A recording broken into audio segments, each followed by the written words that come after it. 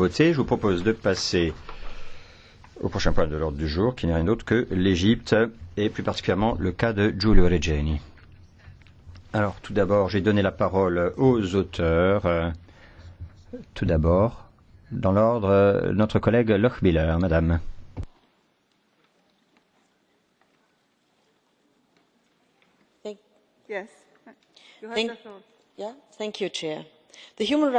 Merci, Madame la Présidente. La situation des droits de l'homme en Égypte est dramatique et elle empire.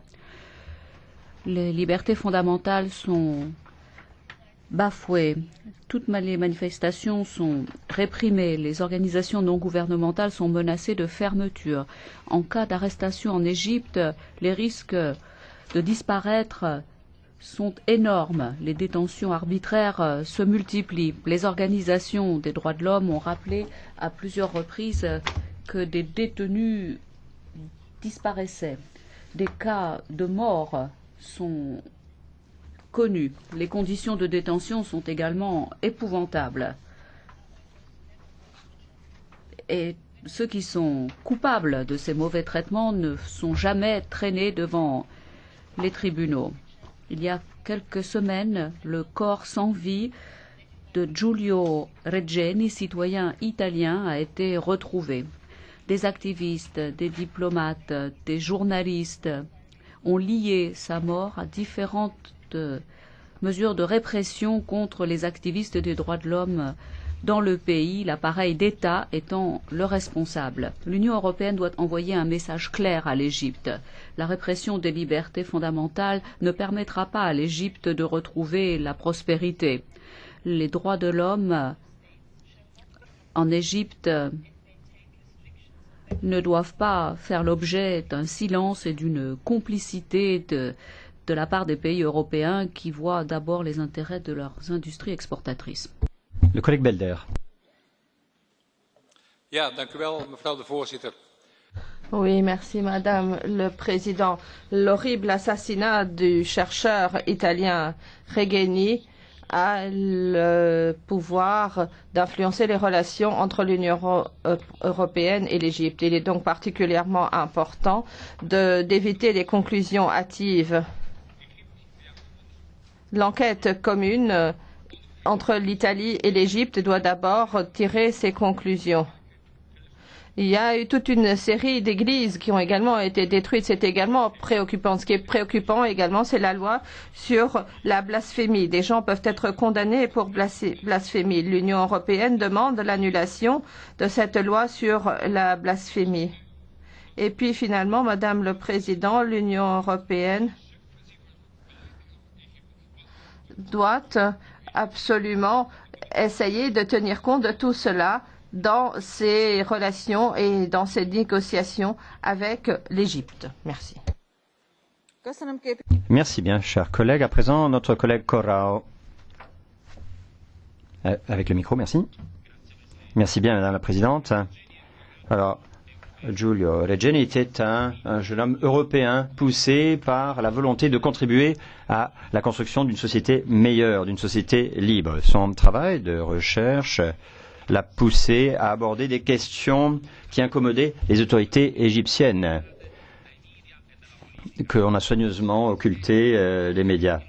Son souhait de donner la voix à ceux qui n'ont pas voix au chapitre l'a conduit à être torturé de façon barbare et à être assassiné dans des circonstances qui continuent de ne pas être éclaircies. C'est inacceptable.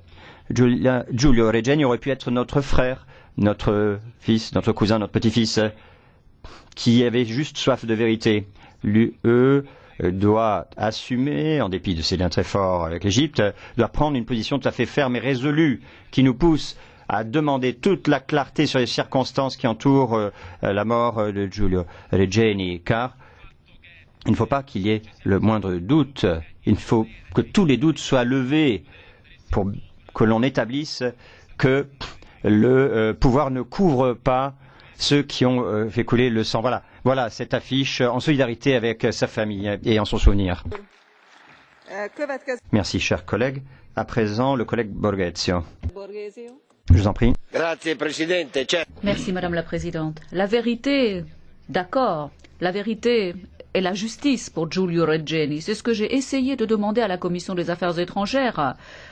Mais Madame Mogherini, haute représentante, n'a pas daigné dire un mot du cas de Giulio Regeni. Nous n'avons pas signé la résolution parce qu'elle est trop faible, bien que tous les autres partis l'aient signée. Accuser le régime, c'est une chose. Le régime est certainement responsable de comportements plus que condamnables. Mais je vous pose la question, qui dirige l'Égypte? Morsi. Avant, lorsque c'étaient les frères musulmans, grands démocrates s'il en est, qui gouvernaient, l'Europe était muette également. On protégeait les droits de l'homme, la liberté de la presse. Mais aujourd'hui, c'est une sorte de protection à deux vitesses. C'est comme le courant alternatif. Une fois oui, une fois non.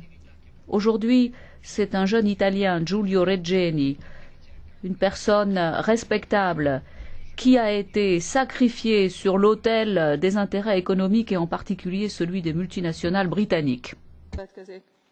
Merci bien, le collègue Lotchowski. Merci beaucoup, Monsieur le Commissaire. Le cas de Giulio Regeni doit absolument être examiné. C'est effectivement horrible. Cela soulève des questions sur la sécurité de nos citoyens en Égypte. Pourtant, c'est un pays avec lequel coopère l'Union européenne. C'est un pays qu'on considère être un partenaire stratégique pour nous à l'avenir, un pays qui est censé être de notre côté.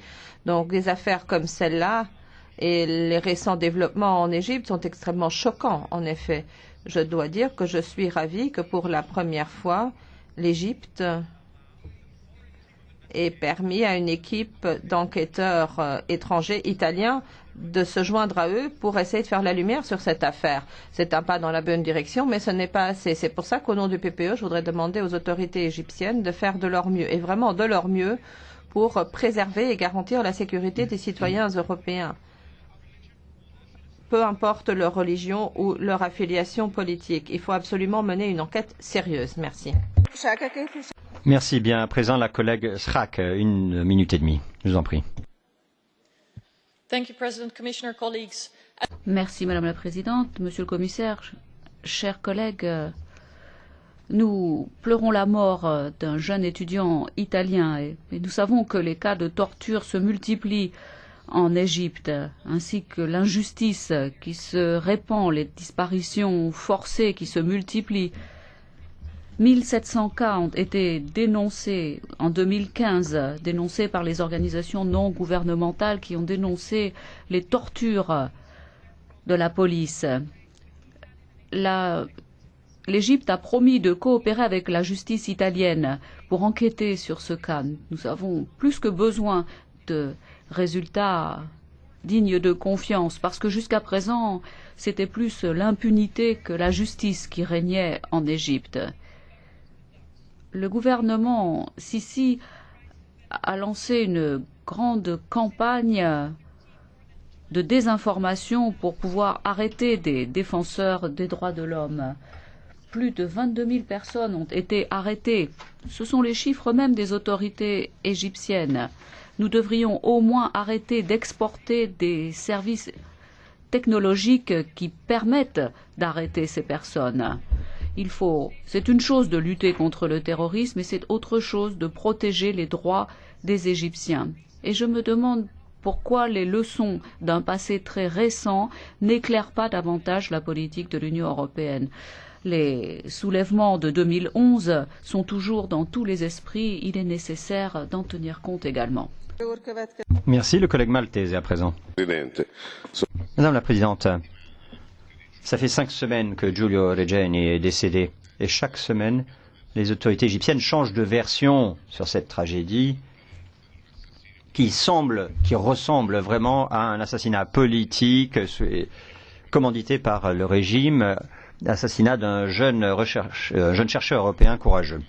Et mon gouvernement n'a pas trouvé la dignité de dénoncer cette attitude des autorités égyptiennes qui se moquent de nous. Il faut interrompre les relations politiques et économiques avec le régime pour un accord qu'on a signé au nom de la lutte contre le terrorisme. Mais c'est grotesque dans la bouche d'un dictateur qui fait du terrorisme quotidiennement. Et c'est sa principale action au gouvernement. Alors oui, ce vote, c'est quelque chose pour la dignité. Ce n'est pas suffisant. Il faudra voir ce que fait l'Europe par rapport à des régimes renégats comme l'Égypte ou la Turquie, utiliser des ressources qui finalement vont à opprimer les peuples concernés. Nous renonçons à nos valeurs. On ne lutte pas contre le terrorisme, mais pour le terrorisme. Merci. À présent, le collègue Panzeri. Merci, Madame la Présidente. Le Parlement européen condamne la torture, les tortures et le meurtre de Giulio Regeni. Mais nous demandons également que toutes les informations utiles soient remises aux autorités italiennes pour qu'une enquête commune soit menée le plus rapidement possible dans une transparence et une impartialité totale pour obtenir la vérité. Les disparitions forcées et la torture doivent disparaître en Égypte. Depuis le mois de novembre 2013, des mesures d'exception sont utilisées pour arrêter des manifestants pacifiques, des détentions arbitraires, la liberté d'expression bafouée, la société civile muselée, les syndicats qui ne peuvent plus travailler librement. Voilà la situation en Égypte aujourd'hui. Alors, commissaire Hahn, je voudrais me tourner vers vous. Certes, l'Égypte est un partenaire important pour l'Union européenne, mais on ne peut pas vouloir ce partenaire coûte que coûte. Nous ne pouvons pas fermer les yeux sur ce qui s'est passé, ce qui est malheureusement encore en train de se passer. Merci bien, cher collègue. Alors, notre collègue Kent souhaitait intervenir. Je ne vais pas vous donner la parole, car vous étiez sur la liste, mais il faudrait pouvoir commencer le vote dans les délais. Et à ce moment-là, vous pourrez vous prononcer. Donc voilà. À présent qu'on a entendu les auteurs, les chefs de groupe vont pouvoir se prononcer, à commencer par notre collègue Polčák. Děkuji, paní předsedkyně, za udělení slova. Je třeba připustit, že současný Egypt se...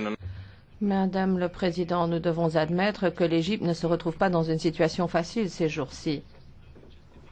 Mais ce n'est pas une raison pour que les autorités violent les droits fondamentaux et les droits de l'homme. L'affaire Giulio Regeni est particulièrement tragique, mais ce qui est pire encore, c'est la pratique institutionnalisée qui consiste à se débarrasser des gens qui les gênent.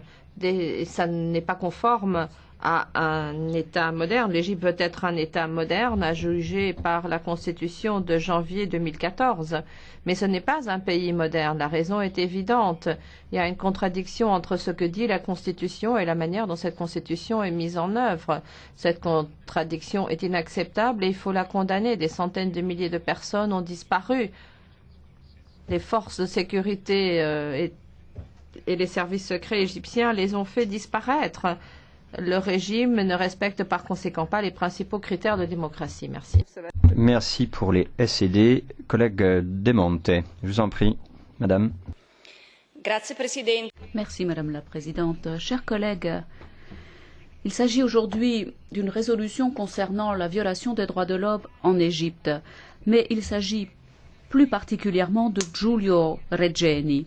Giulio Regeni était un jeune chercheur, il avait mon âge, il était plein d'espoir, il avait toute la vie devant lui. Il était au Caire pour étudier, mais c'est la mort qu'il a rencontrée, la mort et des tortures innommables. L'Égypte nous a rendu son corps, mais nous n'avons pas encore la vérité. C'est vrai que nous avons des relations commerciales et stratégiques avec l'Égypte, mais comment peut-on entraver la recherche de la vérité? Cette vérité, nous la devons à Giulio Regeni, à sa famille, à ses amis, à sa commune de Fiumicello, la ville dont il venait, et à tous les jeunes qui doivent pouvoir encore croire en la liberté, au droit à la vie, que personne n'a le droit de leur retirer. Oui, effectivement. À présent, notre collègue Buchner, une minute. Merci beaucoup. Les droits de l'homme et l'état de droit sont des valeurs essentielles de l'Union européenne. Et dans le cadre de notre stratégie commerciale, nous veillons de plus en plus à ce que ces valeurs soient également respectées par nos partenaires commerciaux. On doit malheureusement admettre que Au Proche-Orient, les droits de l'homme sont quasiment partout foulés aux pieds. Mais la situation spécifique de l'Égypte, c'est que ces dernières années, la situation s'est fortement dégradée. Le gouvernement veut apparemment éviter toute activité politique, même si cette activité est dans l'intérêt ou est conforme à ce que veut le gouvernement. Et c'est pour cela que la résolution que nous devons adopter aujourd'hui arrive à point nommé. Je voudrais vraiment demander avec insistance à la Commission de veiller à ce que les limitations commerciales et les restrictions commerciales qu'elle propose soient effectivement appliquées et respectées. Moi aussi, je vous remercie. À présent, notre collègue Castaldo, je vous en prie, vous avez une minute. Merci, Madame la Présidente. Nous sommes ici pour condamner un assassinat barbare, atroce, l'horreur au-delà de tous les mots. Quelques heures après sa mort, des manœuvres ont été menées pour essayer de couvrir les traces de la torture, pour nous induire en erreur, pour nous faire croire qu'il s'agissait d'une lutte interne entre différentes branches de l'appareil d'État égyptien. Aujourd'hui, rien ne peut arrêter notre volonté de faire la lumière sur le meurtre de Giulio Regeni. Nous demandons une cessation immédiate des violations des droits de l'homme en Égypte. Les intérêts géopolitiques, les intérêts énergétiques ne peuvent pas justifier l'injustifiable. Le terrorisme et l'extrémisme ne peuvent pas être combattus par la terreur d'État. Nous devons demander aux autorités égyptiennes de partager avec nous toutes les informations dont elles disposent. Le silence ne nous convient plus. Il ne s'agit pas simplement de faire l'éloge funèbre de Giulio Regeni aujourd'hui. Nous voulons la vérité et la justice pour Giulio Regeni. La vérité et la justice. Merci bien. À présent, le prochain intervenant, notre collègue Lopez. Une minute. Oui. Nous sommes ici pour condamner le décès de Giulio, mais aussi pour rappeler qu'il est mort comme beaucoup qu'il admirait, qui ont été tués ces 5 dernières années en Égypte. Et pour dire qu'à l'avenir, les relations internationales, le respect des victimes, ça ne se fera que sur la base de la vérité. La vérité, on nous la cache encore et toujours, ici encore. Giulio n'est malheureusement pas un cas isolé. Il fait partie de cette trop longue liste de journalistes, militants, avocats, défenseurs des droits humains qui ont été arrêtés et certains assassinés et torturés ces 5 dernières années en Égypte. Nous sommes ici pour dire que sa mort ne sera pas vaine, que sa tolérance est source d'inspiration pour nous, de telle sorte qu'aujourd'hui, nous disons qu'au nom de la lutte contre le terrorisme, nous ne fermerons plus les yeux, que la lutte pour la stabilité pour un pays stratégique, et c'est bien le cas, c'est de faire ça dans le respect des libertés. Il faut le clamer haut et fort à ses autorités. Merci bien aux collègues. À présent, le collègue Khan. Monsieur Khan. Thank you, Madam. I strongly condemn the atrocious. Merci. Je condamne fermement l'assassinat de Giulio Regeni et je voudrais témoigner de toute ma sympathie et condoléances à la famille de la victime. Nous allons enquêter, voir ce qui s'est passé. Je pense que cette affaire suit des centaines d'affaires de disparition forcée en Égypte depuis la prise de pouvoir des militaires. Dans l'intérêt de Giulio et de sa famille, nous demandons également à ce que l'on pense aux Égyptiens qui subissent le même sort jour après jour. Les officiers ne sont pas rendus responsables des tortures infligées ou de recours à la violence. Il faut absolument que l'Égypte renonce à ses lois répressives et toutes les autres lois qui sont utilisées pour réprimer les droits des citoyens dans l'intérêt soi-disant de l'État. Il faut que l'Égypte mène à bien des réformes pour qu'il y ait la paix et la stabilité en Égypte à nouveau. Merci. Merci bien, chers collègues. Alors, à présent, après cette petite liste d'interventions, nous allons à la liste beaucoup plus longue pour les interventions à la demande. Malheureusement, je ne pourrai pas donner la parole à tout le monde. Nous avons trop peu de temps à présent. Et pour commencer, le collègue Tajani, vous avez la parole.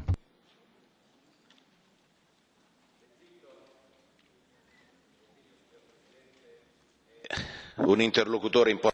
Merci Madame la Présidente. L'Égypte est un partenaire important de l'Union européenne. C'est un partenaire également pour la stabilité de tout le bassin méditerranéen. Mais nous ne pouvons pas marchander sur nos valeurs. Il ne s'agit pas de faire un troc entre nos valeurs et des intérêts commerciaux et économiques. Le dialogue avec un pays comme l'Égypte s'appuie sur une collaboration indispensable en matière de protection des droits de l'homme et de la personne. C'est le devoir de l'Union européenne. Défendre la dignité de la personne, défendre les droits de l'homme, même au-delà des frontières de l'Union. Moi, j'aurais souhaité une action plus énergique de la part de la haute représentante. J'aurais même souhaité qu'elle soit là aujourd'hui dans cet hémicycle. J'aurais souhaité également l'entendre à propos des 2 Italiens assassinés en Libye, les 2 fusillés marins également qui sont injustement détenus en Inde depuis des années. Elle n'en a pas dit un mot non plus. Il est temps que l'Europe fasse entendre sa voix pour défendre ses valeurs. Merci bien, chers collègues. Effectivement, merci de n'avoir pas fait trop long. À présent, notre collègue Caputo. Grazie, Presidente. Merci, la Présidente. L'Europe doit être aux côtés de l'Italie dans ce parcours qui devra mener à faire toute la lumière sur cette mort tragique de Giulio Regeni en Égypte. Effectivement, il faut faire écho au ministre des Affaires étrangères italienne que nous n'accepterons pas des vérités commodes qu'essayent de nous faire croire les Égyptiens. Ce qui s'est produit en Égypte impose la détermination de notre part. L'Europe doit exiger la clarté sur la mort de ce chercheur et demander des explications aussi sur les traitements des personnes qui défendent les droits humains en Égypte. Il faut que les partenaires respectent les droits humains, la liberté d'expression, de religion et de croyance. L'Italie doit avoir l'Europe à ses côtés pour faire toute la vérité sur la mort de Giulio Regeni. La dignité de Giulio Regeni, c'est aussi notre dignité à nous. Merci. Merci bien, chers collègues. Le collègue Marias, à présent.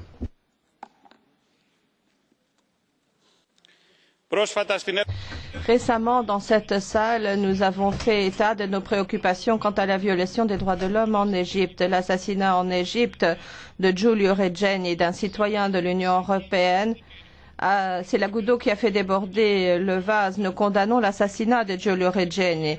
Nous présentons toutes nos condoléances à sa famille. Nous exprimons également notre soutien aux amis, aux collègues italiens qui sont intervenus il y a peu. Il faut absolument que l'Union européenne envoie un message déterminé à l'Égypte.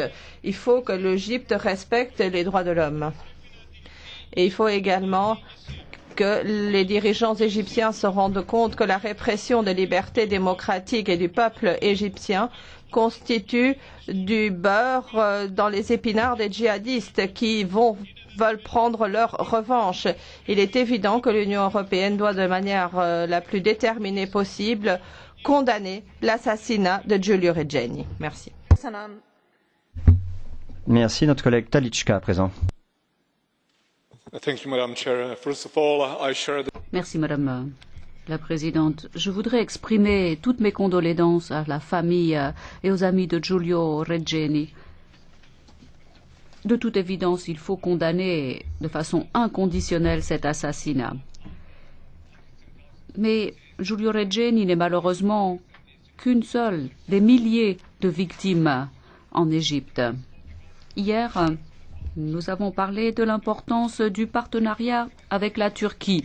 Et chaque fois qu'Erdogan fait quelque chose, nous lui accordons la libéralisation des visas, nous lui accordons l'ouverture de nouveaux chapitres de négociation. Nous venons de parler de Kazakhstan, nous savons très bien de quel régime il s'agit. Et c'est la même chose avec l'Égypte. Je sais que l'Égypte est un partenaire important, j'en conviens tout à fait.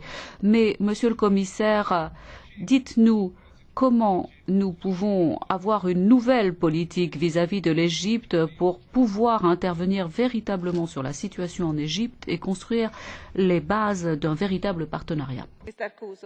Le collègue Couso. Merci, Madame la Présidente. Il y a 10 ans, les femmes syndicalistes de Mahala nous montraient une Égypte qui réclamait la liberté, la justice sociale et du pain. Moubarak était l'enfant gâté des États-Unis et de l'Europe et malheureusement, la liberté, la justice et le pain ne sont pas arrivés en Égypte, sinon un autre coup d'État et c'est plus d'1 milliard de dollars que donnent les États-Unis. L'UE continue de vendre des armes à ce régime. 1700 condamnations à mort l'année dernière. La lutte syndicale démocratique continue et c'est ce que souhaitait nous raconter et décrire Giulio Regeni. Voilà pourquoi il a été horriblement torturé et assassiné. L'Égypte est un partenaire stratégique de l'UE et l'UE ne devrait pas laisser faire sans conséquence. Mais malheureusement, je doute fort que l'UE, de l'absence de solidarité, agisse pour le coup, parce que les droits humains, elle ne les défend que quand ça l'intéresse. J'espère que vous avez tort, chers collègues. À présent, notre collègue Bonanno. Merci, Madame la Présidente. Face à une affaire aussi grave, je voudrais dire que si l'Europe était véritablement unie, l'Europe devrait dire simplement à l'Égypte, soit vous nous dites la vérité sur ce qui s'est passé avec Giulio Regeni, soit nous bloquons toute forme de relation économique et diplomatique avec vous. Je pense que l'Égypte comprendrait ce langage. Elle comprendrait qu'on ne peut pas se moquer de la famille de Regeni, de ce malheureux Regeni qui est mort. Alors que le gouvernement égyptien aujourd'hui continue à nous donner des versions différentes, contradictoires, et nous faisons comme si de rien n'était. À présent, le collègue Chikouk. Merci, Madame la Présidente. De toute évidence, c'est la crédibilité de l'Europe entière qui est en jeu ici. Il est indispensable de faire émerger la vérité. Nous savons très bien que l'enquête n'est pas indépendante. Il n'y a aucune garantie de son indépendance. Alors, après les mots, il faut passer aux actes. Il s'agit d'un assassinat, il s'agit d'une tragédie. La tragédie d'un jeune chercheur qui étudiait un système différent de celui dans lequel il avait vécu. Madame Mogherini doit intervenir pour la transparence, pour la vérité. Le gouvernement italien doit envisager d'interrompre toutes les relations commerciales avec l'Égypte tant que la vérité sur la mort de Giulio Regeni n'est pas connue. Merci, chers collègues, de votre intervention. Le collègue Howitt, à présent. Merci. En tant que membre britannique du PE, je souhaite manifester nos préoccupations à l'égard de nos collègues italiens concernant les circonstances du décès de Giulio Regeni, mais pour toutes les violations des droits humains en Égypte et notamment des Égyptiens. Dans mon intervention, je souhaite intervenir favorablement à ce paragraphe qui demande au commissaire Hahn et ses collègues de discipliner l'exportation de matériel de surveillance, notamment à des fins de répression, à la lumière du dernier rapport d'Amnesty International qui dit que c'est Siemens Allemagne et l'équipe Hacking qui est basée en Italie qui ont fourni le matériel qui sert à la répression. Le budget des services secrets et de la surveillance est énorme. Il n'y a aucun contrôle public de ces dépenses. Je pense que les sociétés européennes impliquées dans ces exportations vers ce pays violent les principes directeurs des Nations Unies consacrant les droits humains. Je pense qu'il faut absolument que l'UE agisse. Une telle complicité est illégale au regard du droit de l'Union. Merci, chers collègues. À présent, le collègue Chogor.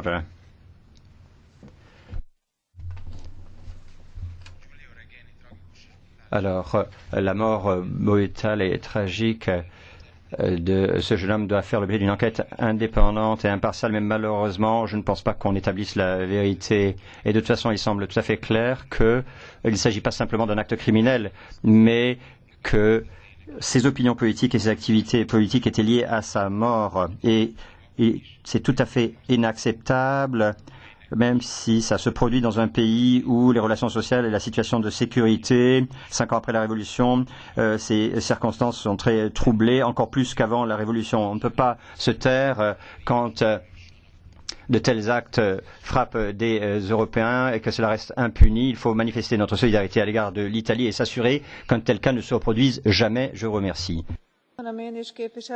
Merci bien. À présent, Le collègue Menefetti.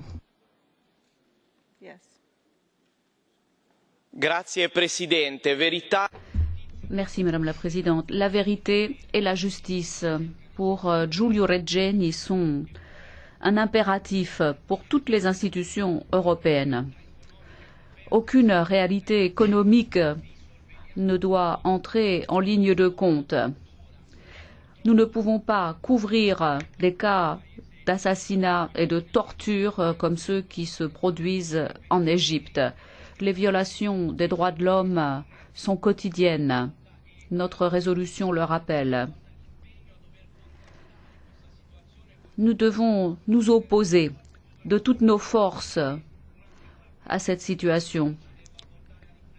Ce qui s'est passé, le cas de Giulio Regeni, nous devons le défendre en pensant à tous les jeunes qui veulent encore s'engager dans la politique aujourd'hui. Giulio Regeni était un chercheur. Il voulait étudier, il voulait comprendre et il a payé de sa vie cette recherche de la vérité. Merci, cher collègue Benifei. Alors, monsieur le commissaire, je pense que tout le monde s'est prononcé dans la même direction dans leurs interventions. À vous le droit de réponse. Thank you, Madame President. Merci, Madame le Président. Oui, effectivement, je pense que nous partageons le même point de vue. On était tous choqués par la découverte du corps de Giulio Regeni en février au Caire, après sa disparition le 25 janvier, la torture et la mort de ce jeune étudiant et ce jeune doctorant est une tragédie inacceptable pour l'Union européenne tout entière, pour les institutions, également pour le peuple européen, et je pense que tous les orateurs l'ont clairement dit aujourd'hui. La vice-présidente Mogherini a personnellement soulevé à 2 reprises ce cas auprès du Premier ministre égyptien. Une enquête indépendante et transparente va se mener en coopération étroite avec les autorités italiennes pour mettre pleinement en lumière les circonstances de ce décès et de traduire en justice les auteurs de ces atrocités. Lors des discussions bilatérales avec les autorités égyptiennes, cette question a également été soulevée. La haute représentante et le service d'action extérieure suivent cette affaire en coopération étroite avec le gouvernement italien. L'Union européenne attache une grande importance à la protection et la promotion des droits de l'homme dans chaque pays, y compris l'Égypte. Pour ne mentionner qu'un seul exemple récent, nous avons fait toute une série d'interventions sur les tentatives de fermeture du centre Nadim, qui aide les victimes de torture. La protection et la promotion des droits de l'homme, de la démocratie et de l'état de droit sont des principes qui guident l'action extérieure de l'Union, nos politiques extérieures également. L'Union européenne a relancé les relations bilatérales avec l'Égypte en 2015 dans le cadre des accords d'association qui étaient stoppés depuis 2010. Il s'agissait de retrouver le dialogue sur des questions telles que les droits de l'homme et la démocratie et de promouvoir les domaines d'intérêt commun. En novembre dernier au Caire, nous avons repris le dialogue droits de l'homme avec l'Égypte, la première réunion depuis 5 ans. Nous sommes en contact étroit avec les organisations de la société civile, les militants pour les droits de l'homme, et Madame Mogherini rencontre à chaque fois qu'elle va au Caire ces organisations. Elle l'a fait il y a 4 mois notamment.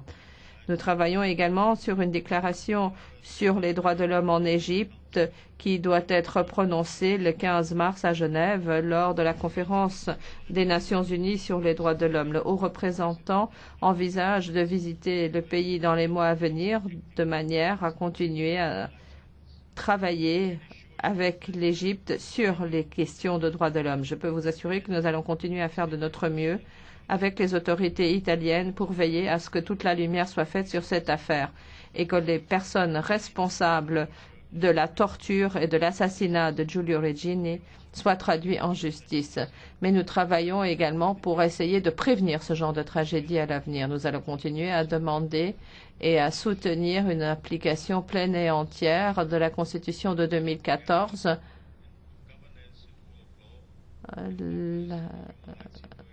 Nous allons continuer à insister sur la promotion des droits de l'homme dans l'intérêt des peuples et du peuple égyptien, dans l'intérêt de la paix et de la stabilité. Et je voudrais rajouter que nous sommes en train, dans le cadre de notre coopération